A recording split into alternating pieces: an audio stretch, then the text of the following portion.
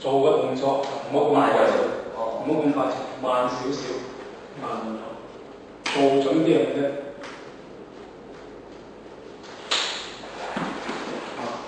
做呢啲咁嘅動作咁咧就同埋做呢個內外攤橋呢度內攤橋做呢個1、2上嘅穿上，做呢兩個動作1過嚟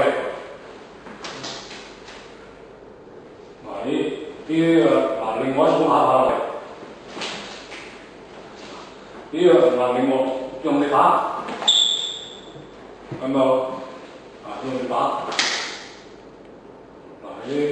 啲嘅，好啦，用力呢啲又再打嘅用力你打嚟攤做呢啲手法。呢啲手法嘅嚟講咧，我哋做嘅嚟講咧，100%你睇師傅嘅嚟講去到嘅，呢啲手係去到嘅，打過嚟用力打過嚟咁打，用啲力好你就留心咁樣做法係嘛？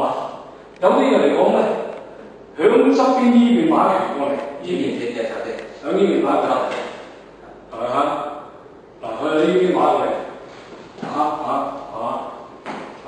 好啦，如果你打連環拳，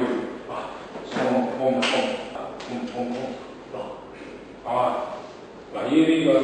連環打法嘅嚟嘅，1、2、3，呢度手撳翻落嚟，打，1、2、3、4、5，做呢度，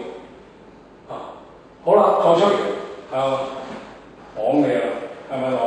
再出嚟，綁，調翻轉啦，翻嚟咁樣，定咯，一上呢啲咪屬於擒拿有大把隻手法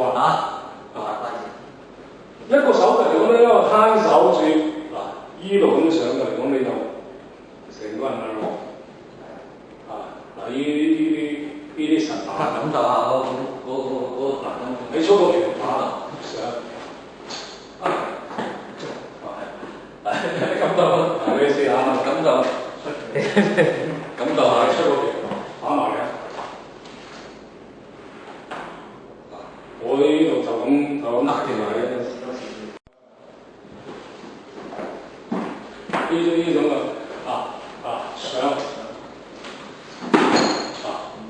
抱死佢嘅，所以咧你見師傅包住個碗，唔俾佢受傷，所以包住佢呢個碗，即係呢個力度去到嗰度啫。記得嘅嚟講咧，你哋玩咧就要小心因為隻手上嚟講截咗橋咧，上包住碗嘅，去到呢個位嘅啫。同埋咧，你記住，我上過嚟嗰次，再嚟過，再嚟過，就上處理。